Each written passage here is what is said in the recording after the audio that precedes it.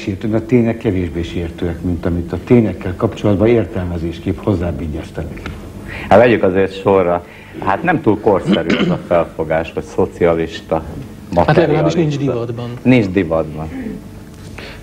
Megpróbáltam régebben is mellőzni a divatot, ami a gondolkodásmódomat illeti, és most se látok rá okot, hogyha mondjuk megbukik ez a volt rendszer, és mondjuk kiderül Kádárral, amit én mindig tudtam, hogy tömeggyilkos, ettől én nem tudom, hogy miért kételkedjek a világ anyagi egységében ezután. Vagy hát, mint drámaíró, állandóan olyan bajaim vannak, hogy azt látom, hogy ellentmondásokkal kell bajlódnom, és észreveszem azt, hogy nem a fejemben vannak, hanem a külvilágban vannak. Sokan naptárhoz köthetően jöttek rá, hogy nem materialista a világnézetük. Milyen naptárhoz? Hát mondjuk a politikai rendszerváltás naptárjához kötötten. Tehát ők, mit tudom én, hányadikán volt az első szabad választás? Nem tudom, szóval úgy szerdáról csütörtökre lettek idealisták. Hát, ön pedig elég kitartó. Mondom, nem látok rá okot, hogy a világnézetemet megváltoztassam, mert hogyha mondjuk ezt a mai helyzetet tekintem, én nem tudom például teljes mértékben mondjuk az osztályelemzést kikapcsolni. Ez nem jelenti azt, hogy én egy marxista lennék. Osztályelemzés? Igen, mert kiderül, hogy érdekek működnek itt köztük. Az érdekek ezek valamiképpen kapcsolatba állnak csoportoknak a társadalomban elfoglalt helyzetével. Rettenes, a szavak időszerűtlenek, tudja, mert nagyon sokan azt hiszik, hogy ezek a szavak, ezek kifejezetten csak a rendszer szempontjából alkalmazható szavak voltak. Na már most a régi rendszer nevezem a Kádár rendszert, az jellemezte, hogy volt egyetlen egy ideológiai megegyezés, ezt meg is írtam, és minden művemet ma elolvastak, akkor most ez nem lesz önnek új, hogy egyetlen egy dologban egyezett meg a lakosság a kormányzattól, hogy nem érdekelt őket a marxizmus. Semmi másban ideológiák nem egyeztek meg. Most engem pedig mondjuk, mint hogy nem vagyok napi politikus, engem továbbra is érdekelnek, vagy régebben is érdekeltek a történelem nagyobb összefüggések. Úgyhogy nem napi politikus, szerintem ön az SZDSZ csurkája. Hát nem halljaj, hanem én utána olvastam, hát ez így van. Hát most tudom, hogy engem faggatnak, és én nem kérdezhetek, de ez egy olyasfajta hasonlat, hogy hát komolyan mondom, hogy ha volna... Nem szégyellem. Hát a pápa látogatás kapcsán azért... Nem csak, először is. Miért Csurka is írt a pápa ellen? Szóval nem a pápa ellen írtam, tudtam, hogy a pápára sor kerül, úgyhogy ezen felkészültem el a pápa ügyre. Nem a pápa ellen írtam. Ugye ez úgy van, hogy mielőtt a pápa idejött volna, volt Lengyelországban. És Lengyelországban nem úgy viselkedett, mint egy államfő, mint egy pápa, hanem arra törekedett, hogy beleszóljon a törvényhozás dolgaiba. Lengyel. Ezért hívtam Wojtyla úrnak. Mert úgy gondoltam, hogy egy Wojtyla úrnak jogában áll beleszólni Lengyelország dolgaiba, hiszen lengyel ember. Egy pápa és idegen államfő, hát nem lehet olyan udvaratlan. Régebben is eléggé személyre szólóan írtam, és régen is sikerült sok embert megsértenem. Ez életcél? Nem életcél, hanem úgy gondolom, hogy az elveket furcsa módon emberek képviselik, és én nem tudok elvontan elveket bírálni, hanem magatartásmódokat bírálok. Most a magatartás is emberek magatartása. De én vissza akarok térni, mert mégiscsak egy kicsit, hogy mondjam, bánt ez a Csurka hasonlat. Lehetne még sértőbbet is mondani, mert a Csurka legalább egy tehetséges író. Csurka korábbi művei, ezek maradandó művek az én megítélésem. Szerint a 60-as évekbeli novellái és 2 darabja is. Tehát én nagyon nagyra tartom az ő régebbi képességét. De azért tartom a hasonlatot tűrhetetlennek, mert én akármennyire agresszív vagyok, sose próbálok mondjuk egyeduralomra vonatkozó szándékokat bejelenteni. És amikor Csurka István azt mondja, hogy közel az idő, amikor a teljes hatalmat megszerezzük, mondja ő egy olyan párt alelnökeként, amelynek 60%-a van a parlamenten, el kell gondolkodnom, mi a teljes hatalom. A teljes hatalom az alkotmányos demokrácia felszámolása. Most én akármilyen agresszív vagyok, erre a hatalomra nem törekszem. Sőt, semmilyen hatalomra nem törekszem, egyébként mellesleg... Érdekes módon Vég Antal is ezt írta, hogy ő hatalomra törekszik. Hát Vég Antal nem sokára jön, most a kis szobában nézem, hogy mit mondok, én rettenetesen kell vigyáznom, hogy mit mondjak. Vég Antalt a tények ebben, a könyvet, amit most, ami most jelent meg, ma átlapoztam, és nagyon sok szellemes. Érdekes, ma mindenki olvasott. Nagyon sok szellemes. Mert azt hittem, hogy esetleg összeengednek vele, mint valami arénába, az lett volna szóra. Nagyon sok szellemes megfogalmazást találtam a könyvében, de igen kevés érdeklődést a tények iránt. Szóval amikor én ezt a csurka hasonlatot hoztam elő, akkor nem csak arra gondoltam, olyan attraktív személyiségből eredő ötletek, hogy élőlánccal védjük meg a televíziót, de voltak azért nagyon furcsa megjegyzések. Egy helyütt azt olvastam, én azt mondta, hogy a Kádár rendszerben voltak aktív árulók, azok támogatói, akik pedig ezenken kívül voltak, olyan kevesen voltak, hogy nem is lehet belőlük csoportot alkotni.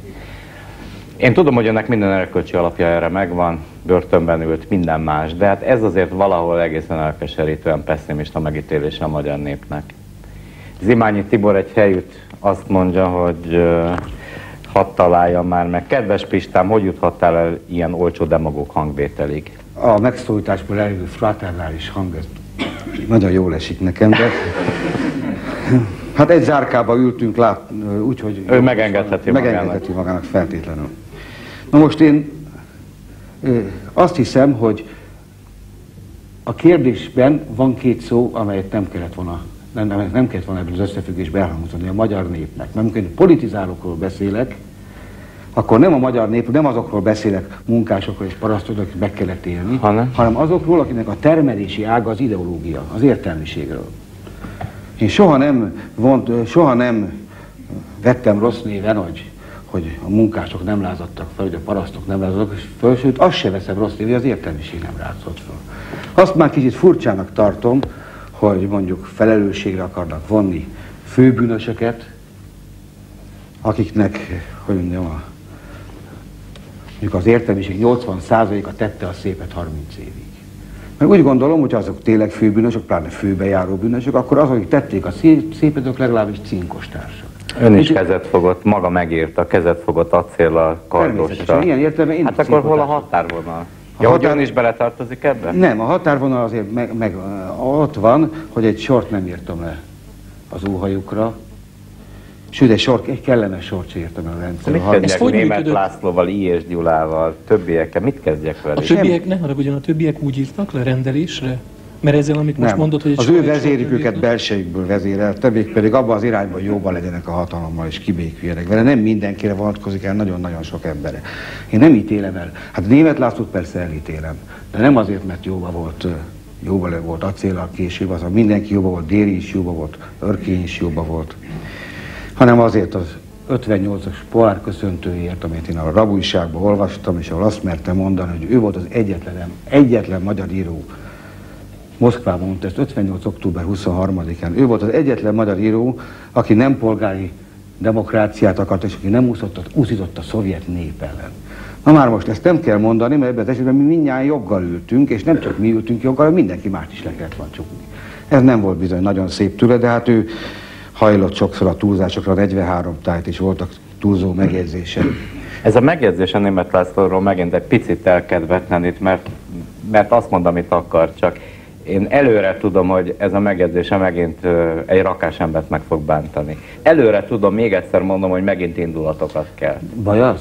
Én nem tudom. De egyébként hát nem szeretném elkedvetleníteni, igazán megpróbálom felvidítani valamivel, nem tudom, hirtelenében hogyan tudnám. Azt én rosszul látom? És hogyha véletlenül nem látom rosszul, hanem jól látom, akkor az véletlen, hogy a népiesek és az urbánusok elválasztottak? Tehát az egyik csapat került az MDF köreihez, vagy éppen az MDF vezérkarába, a másik pedig az SZDSZ-be? Hát ez bizonyára nem véletlen, mert ha így történik valami össztársadalmi méretben, semmiképp se lehet véletlen. Lehet, hogy akkor az egész politikai harc, ami folyik, az tulajdonképpen az irodalomból átkerült irodalmi harc a politika síkjára? Nem. A Kádár rendszer bukása után furcsa módon olyan állapot keletkezett egy ideig, mint ez a rendszer nem is létezett volna. És létrejött egy olyasfajta struktúra, amely a 45 előtt állt fent. Az a nagyon nagy különbsége, hogy régen a 45 előtti népi irodalomnak óriási szociális feladatai voltak. Földreformot hirdetett, és népi értelmiséget óhajtott kinevelni. Ezek a feladatok már nem aktuálisak, egyrészt a földreform megtörtént, akármi történt is utána, de a nagybirtok, a latifundiumok megszűntek. Másrészt pedig a népi értelmiség is kitermelődött, ez a Rákosi-féle 5 év egyetlen igazából hasznos, pozitív, hosszantartó eredménye. Tehát ilyen értelemben a népies ideológia megszűnt igazi szociális, hogy mondjam, célokat maga előtt görgetni, és furcsa módon egyesült azzal a fajta ideológiával, amelyen a népi írók korábban támadtak, nevezetesen a régi úri Magyarország elleni ideológiával. A másik oldalon pedig létrejött az a fajta csoportosulás, amelyik akár liberális, akár szociáldemokrata, akár nagyon kevésbé szocialista értékek alapján megpróbált egy modern, polgárosult Magyarországot megteremteni. Ezt a tábort rendkívüli módon gyöngíti, hogy a régi szocialista, a MSZNP tagok közül még azok is, akik őszintén akarnak valami újat csinálni, és őszintén szeretnének megújulni, úgy látszik mindez ideig erre tökéletesen képtelennek bizonyultak. Szeretnék hivatkozni 2 írásra is ezzel kapcsolatban, ami engem rendkívüli módon megrendített és megdöbbentett. Egyik Vitány Ivánnak az írás egy illúzió története, vagy egy illúzió kritikája, a Népszabadság, és a másik a Mozgóvilág 6. számában Pészűcs Júliának van egy ilyen előcikke.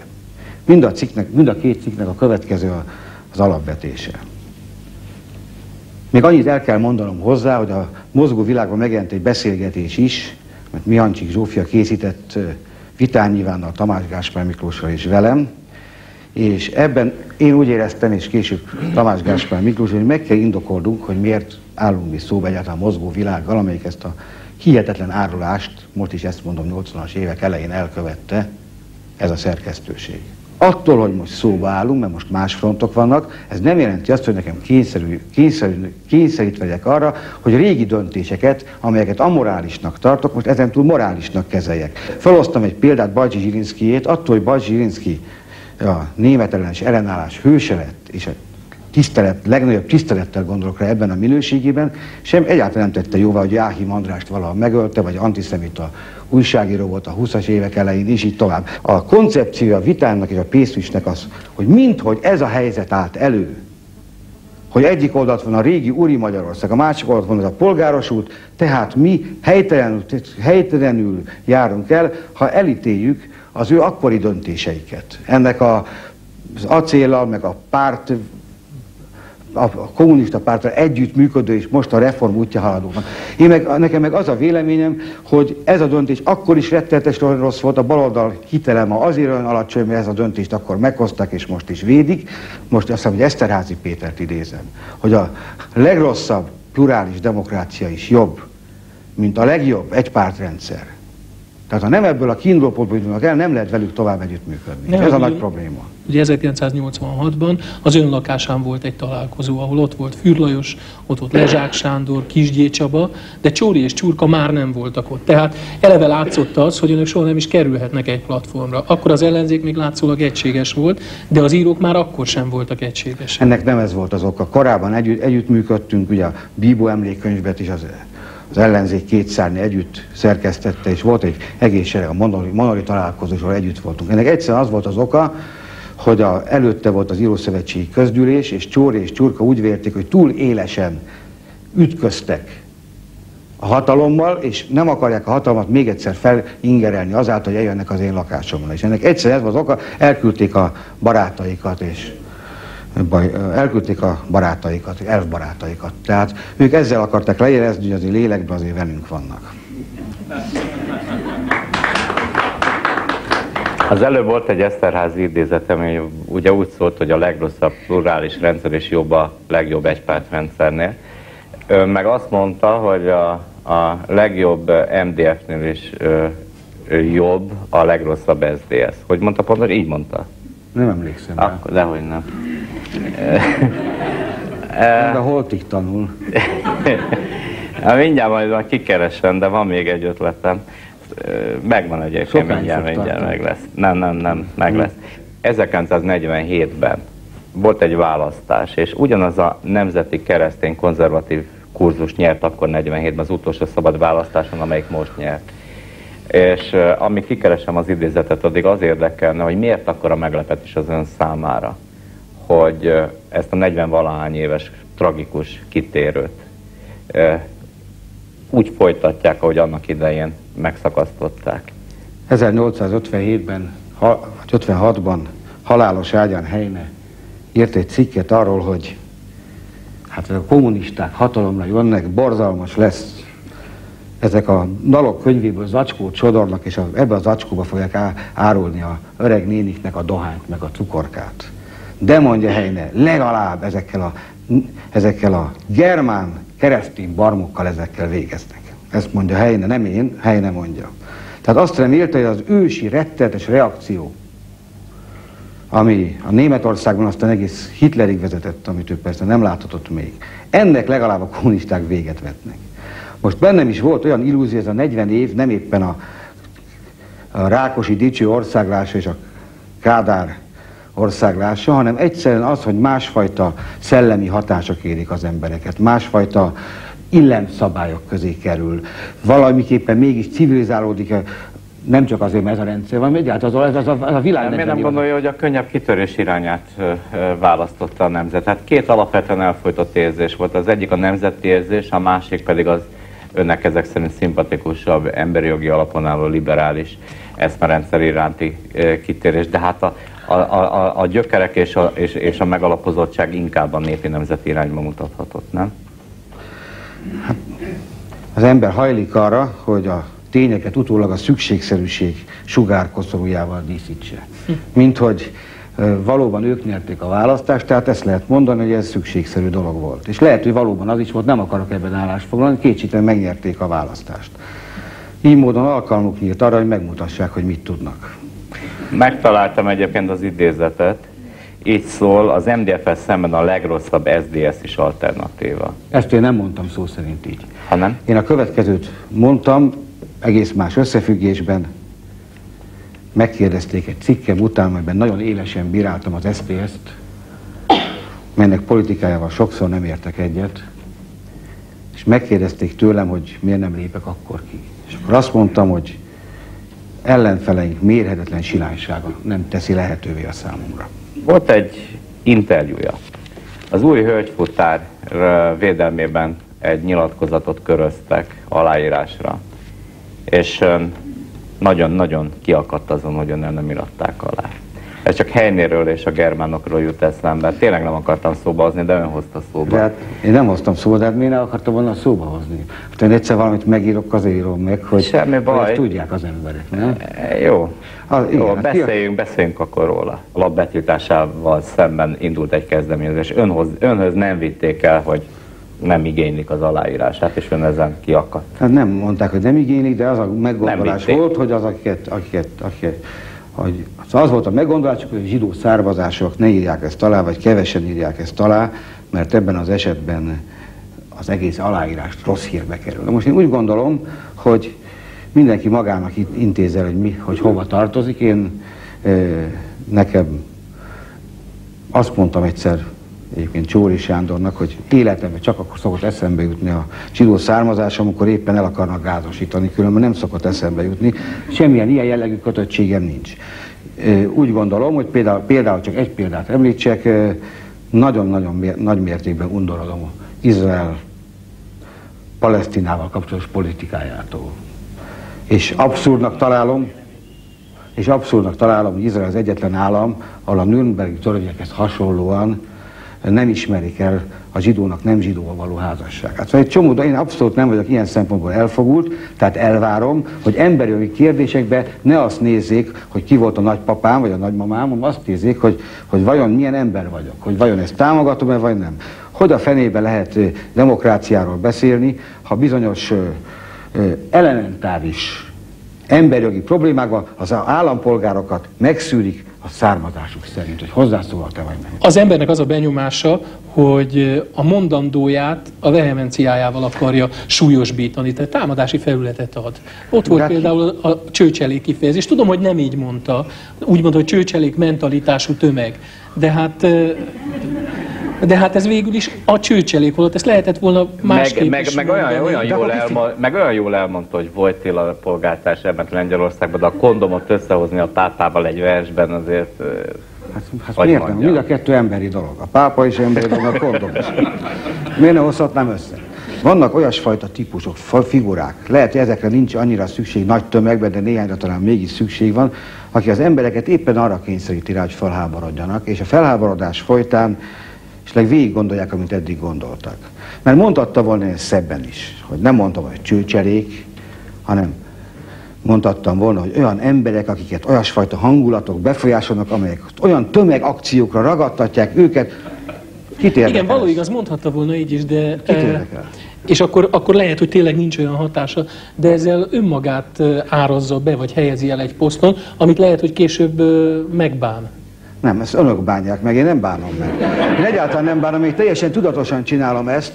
Nem, önök... ugyan engem aztán tényleg nem zavar, hogy önt hova sorolják be, vagy hogy sorolják nem, hát, be. Havas úr állandóan azt mondja, hogy elkedvetlenedik. Engem az rémesen szomorgat. Én nem akarom, hogy Havas úr elkedvetlenedjen.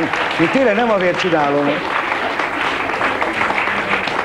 Nem azért csinálom, hogy önök elkedvetlenedjen, hanem az a véleményem, hogy bizonyos dolgokat ki kell mondani. Akkor is, ha nem szokás. Hát például, mondok egy újabb példát, hogy remélem nem fog nagyon elkedvetlenedni. Ugye megjelent most az, hogy hívják ezt a kormánylapot? Új Magyarország? Nagyon nehéz. Új Magyarország. Megjelent az Új Magyarországban egy cikk a beszélő összkiadásról. Ezt a beszélőbe olvastam. Hát szóval ugye megjelent a beszélő összkiadás, 3 kötet. Ez itt a reklámhelye? Ez itt a reklámhelye. És ebben az, ugye, de úgynevezett demokratikus ellenzéknek a munkássága 81-től 89-ig utána lehet nézni, demonstrálva van. Most egy kritika megjelenik, amik azt mondja, a kommunisták megint el akarják magukat adni. Ha most kérdem én, hát nem szintista csőcserék mentalitás ez. Ez az ember nem olvashatta ezt a 3000 oldalt egy nap alatt, ez biztos.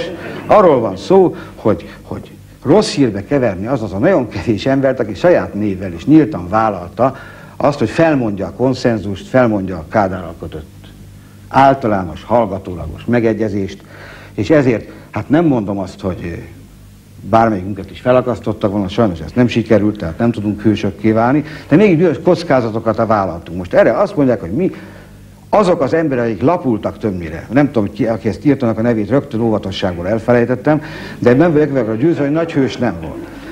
Milyen érvei vannak? Az az érve, hogy a Nagy Jenő azt mondta, hogy mi ritkában, a beszélő ritkában bukott le, mint a Nagy Jenő. Ilyesfajta teljesen méltánytalan jellegű, most finoman fejeznek ki, méltánytalan írásokkal hangulatokat akarnak felkorbácsolni, és ezek a hangulatok, amikor éppen megnyilatkoznak, mondjuk rúgdosások, meg köbdösések formájában, akkor nem túlzás, ha ezeket a hangulatokat esetleg csőcserék. Ha már szóba hozta a beszélő kiadását, a 3 kötetet, ott volt a bemutatón, a sajtó bemutatón, igaz? Idáig igaz az információ, és az igaz, tessék mondani, hogy Konrád Györgyöt idézte, miszerint azért 1-2 nyomdagépet még eldugtunk. Nem tudom, hogy idéztem, annyi biztos, hogy megmondtam előre, ezt a cikket előre megmondtam, jön majd a támadás, hogy mi acélbolyok voltunk, ezt megmondtam előre ott is már, úgyhogy én csak igazolva érezhetem magam. De lehet, hogy a Konrádot is idéztem, és ez is a véleményem. Ezt most ismétlem, a kormányzó párt alelnöke azt mondta, hogy nem sokára megszerezzük a teljes hatalmat, akkor kell nyomdagép. Szerintem kell. Remélem nem fogja megszerezni. Tavaly össze ott voltam a Merlénben a költő dalnok versenyen, ott is imádnivaló volt. Szóval, ahogy lökte magába a Tungszalam reklámverset, meg a többi, tényleg gyönyörű volt. És meg figyeltem is úgy ma délután, hogy ezekben az interjúban mindent van egy József Attila idézet, meg saját idézet, aztán Dögivel. Szerezzen itt a közönségnek azt egy örömet, nekünk meg praktikusan úgyis túl kell esnünk azon a József Attila díjon, amit a Rákosihoz írt költeményért itt. Ha lehetne abból a végénes strófát, meg valami újabbat. Először engedje meg, hogy kérdezzek valamit. Igen. Utána elmondom a Rákosi versből is. Hogyha Csóri Sándor ülne itt, vagy Juhász Ferenc, kérdeznék tőlük, hogy Erre mondtam azt, hogy ez a mi kötelező gyakorlatunk. Tőlünk elvárják, hogy ilyen kérdéseket tegyünk fel. Ha Csóri itt ülne megkérdezni, hogy mondja... biztos. Nem kérdezném. Miért nem? Mert csak olyan embertől lehet megkérdezni, illem szerint, aki erről beszél maga is. Az idők folyamán most nem elemzendő okból az a balhiedelem alakult ki, hogy ezeket az ilyen verseket csak úgynevezett urbánus gyerekek írták meg. Ez nem igaz. 45-öt a magyar társadalom nagyon széles rétegei érezték felszabadulásnak. Paraszt és munkás sorból származó költők sorra írták ezeket a verseket, csak most nem beszélnek róluk. Nagyon jelentős költők még olyan verset is írtak, amiben Rajknak halált követeltek. Szerencsére az ilyesmitől a szerencsém megmentett, hogy bárkinek rosszat költek. De Rákosi verset írtam 52-ben, kaptam is érte egy József Attila díjat, ami majd be fog számítani a nyugdíjamba. Hosszú elbeszélő költemény, Rákosi hadifoglalók között, legalább 8. A legjobb rész. 250.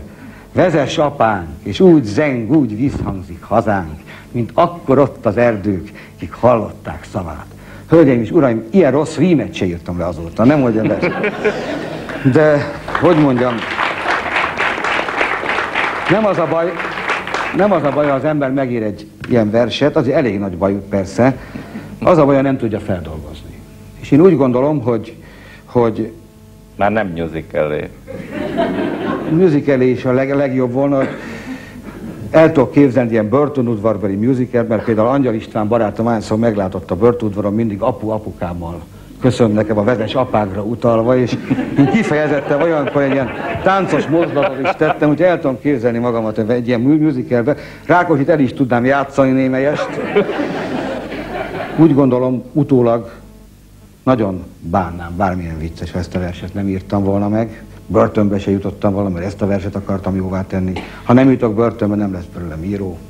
Szóval lehet, hogy megvan ennek a belső értelme, de nem egy ilyen szükségszerűség értelmében, mert ebbe, hogy egy ilyen láncolat létrejött jön valakinek az életébe, ebben nagyon sok belső munka is, és erőfeszítés is van. Kérünk két sort, valami újat. Van egy régebbi versem, nem újas se, Kölcsönös támogatás a címe. Azt elmondhatom, mert ma is megíratnám. Tehát kölcsönös támogatás. Én elmegyek a te temetésedre, te eljössz az én temetésemre. De miért néz rám közben? Ja, ennyi? Ennyi. Ez jó.